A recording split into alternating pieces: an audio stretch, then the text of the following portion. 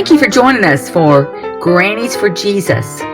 We'll be here weekly on Fridays on our Facebook page and also on our website as we give tips and encouragement for grandmother. Reminded of your sincere faith, the faith that first dwelt in your grandmother Lois and your mother Eunice, and now I am sure dwells in you as well. 2 Timothy 1:5.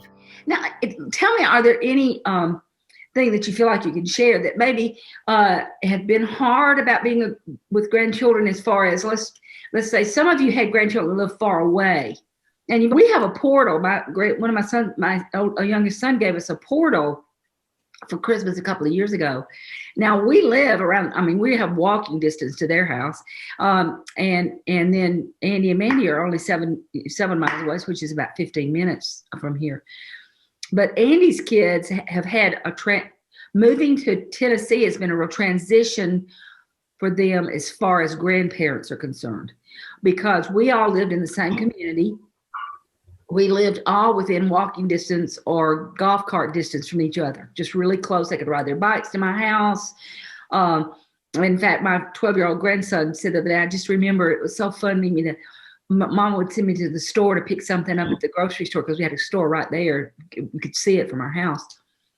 And he said to pick something up at the store, and she'd let me stop by and get a treat at your house. He said, I miss those days. I miss that. So that's been kind of a transition for them, because I know it's only 15 minutes away, and I would never compare it to some of you. I have friends whose grandchildren live in another country, and that's tough. That's hard. You don't get to be together, but the portal has been so fun for us. I mean, especially, the Andy's kids especially call me a lot on the portal, and we can see each other. I love it because it's not like FaceTime. To me, it's so much better because I can walk around the kitchen and be cooking and be doing other things and talking to the grands, and if the camera follows you, wherever you are, in the room, and it's really wonderful. And there's a thing where you can tell, you're talking about reading books. There's a thing where you can actually read the book on the portal, and you become the characters. And so, like we do the Three Little Pigs, we all become pigs, and all that kind of stuff. It's just really, really Goldilocks, all those things. It's really fun. We have really a lot of fun together on the portal. And Penny, who's 4, knows how to work the portal. I mean, she'll call me and say, let's do a story, Mimi. Let's do a story. Yeah. Do a story. So that's really fun.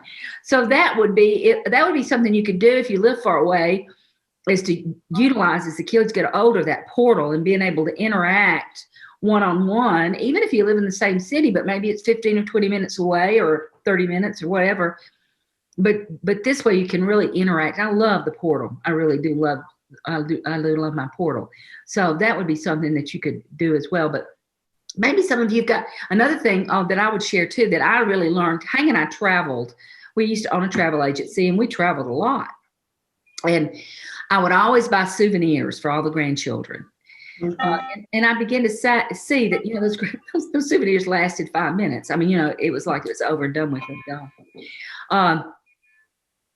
So then I began to try to figure out other ways and other things to do. Well, one time I think we were in Hawaii, and I thought, it'd be neat. I get everybody a postcard, and I'll send them a postcard from Hawaii. So I did. I sent them all a postcard, wrote them little postcards. One thing I learned is they don't all get there at the same time. So you need to, because they've learned now that they don't all come at the same time. At the first time, some of the grandchildren were real upset. Well, why didn't Mimi write me a postcard? And I said, I did. It just hadn't gotten there. But they loved those postcards. So instead of spending $50 trying to buy a dinky little gift that's not going to be something that's going to last, they'd rather get postcards from me from wherever we go. And they loved getting their own mail in their own mailbox. It was just really fun. So that was something that I did. And if you live far away from your grandchildren, that might be something you might want to do, is write postcards back and forth. Anybody else got anything that they wanted to share? Ideas that you've done with grandchildren that are far away, maybe? One of them, I haven't told you yet, but it was about you. Oh. When you had your book signing, they were all trying to keep it quiet. They didn't want you to know that because I was going to surprise you. Well, Mandy said, come to my house first. And she told me how to get there so I wouldn't pass your house and so you wouldn't see me.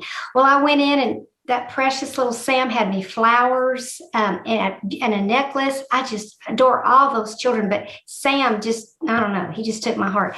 So Beth said, let's all go get in the golf cart. And I'm going to take you all over our neighborhood and show you. So I sat in the back with Sam. And the first thing they said, let's take her to Mimi's house. And she said, no, we can't take, that's the whole point. We're trying to hide her. And they all wanted to go to your house. Let's go but we couldn't. So we didn't go. Now I ducked. She said, we're going to turn down the street. When I duck, when you come down, just put your head down and turn your face away because I knew what side of the street. So I turned away like this, but that's where Mimi lives right there. So that was the first place they wanted to take me was your house, even though we didn't get to go there. I went the next day after the book signing. Yeah.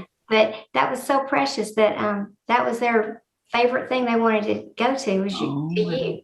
So I forgot to tell you about that, but so that was sweet. But another thing, I send them letters, and even though we live in the same city, but I don't do them all at once. I'll send like Naomi a letter, and then next month I'll send Ella Kate a letter, and then and I told him, I said, all I'm asking you to do is just save them. Don't throw them away just because I date them. Save them. And then one day, when you get older, I want you to read them again. So I sent them a little letter, and I put the date, and they've got a little, I bought them each a little, I think I got it at Hobby Lobby, a little special box that they keep their letters in from me. So one day, and I put things in there, not just, hey, how are you? What are you doing? I put things that what I want them to know that Jesus has taught me about things like wisdom and about show me your friends and I'll show you your future. Just how important it is to pick good friends, even though they're 12 years old and under. Again, what you hear is what you become. So garbage in, garbage out. So I just send them a letter, and in that letter, and I always put red lipstick on and kiss the letter by my name. That's my signature for them, their little kiss. So you don't have to live out of town to do that. You can do that here, and they love it because only one out of the 4 gets a letter, and then another time the other one does. So I have to remember who did I send the letter to last. So it's just those little small things that don't cost, like you said, the postcard. It costs a lot, but it means a lot. Yeah, it really does. It does. You're talking about Mimi's house. This is something really funny that happened. Not funny, but anyway, it's sort of funny. But anyway, we moved. We had lived in Montevallo, and we lived in a house that had a huge driveway, and it was wide, and we went all the way across the front of the house. And Hank would let the kids ride their little scooters. They were little tiny. I think Ethan was probably 3, maybe 4 when we moved, probably about 3 when we moved over to our new house in Mount Laurel. He would go to his mom's. I want to go to Mimi's house. And they'd bring him over to my house. He'd say, this is not Mimi's house. I want to go to Mimi's house. And I'd say, well, baby, this is Mimi's house. No, I want Mimi's house. And so anyway, but then we ended up buying our golf cart, which we named it Ruby. We went over and got Ethan and put him on it to ride in the golf cart. And after that was Mimi's house. This was a new house. It was Mimi's house. But he was, it was like, I want to go to Mimi's house and Mimi's house. So, anyway, it's been encouraging to hear all the different things that we've talked about. Has anybody else got anything you want to share before we go? Well, I was just going to say, I started a journal for the grandchildren before they were born. Like the first letter in it is when I find out that they're on the way. And I write to them, and I wrote a letter the day they were born, how I felt, what it was like to hold them. And then I write them a letter on each of their birthdays or any kind of special occasion.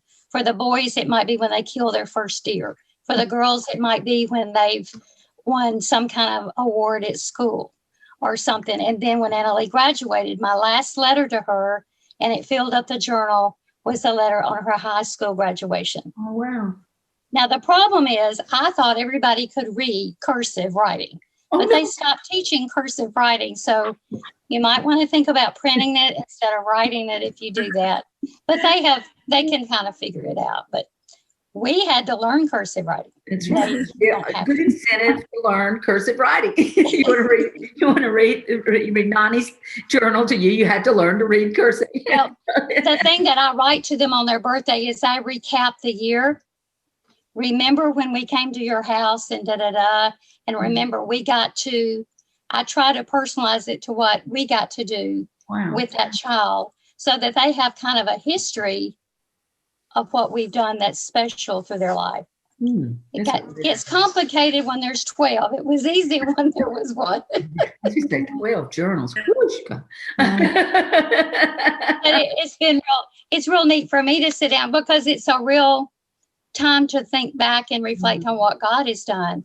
There's a letter when they trusted Christ. As they've related to me, I'll write it back down as they have told me. So it's been really, really neat. Oh, that's great. Yeah. Anybody else before we go? Okay, I hope that those of you that have been watching this have really been encouraged in your grandmothering, the importance of a grandmother, and the unique position that grandmother holds in those children's lives. The input that you can have is just immeasurable. And so take your job as a grandma seriously and try to find creative ways to reach out to your grandchildren. These are just a few. I'm sure if we had 10 more women, we'd have 10 more ideas or 100 ideas. And so just make sure that you're investing in those lives. And one of the main things I think you can do for your grandchildren is pray. Is to pray, be their prayer warrior for them, and to pray for them. And so, if you can do that, I've got a friend that actually she has 7 grandchildren, and they pray for a specific grandchild each day. She and her husband, they have a journal and they pray for that grandchild specifically. And I've been going to do that. I just haven't started it yet. So, but I think it's a great idea, and I think we can come up with new ideas for each other as well. And so, thank you for joining us, and God bless. We'll be here weekly on Fridays on our Facebook page and also on our website as we give tips and encouragement for grandmothers.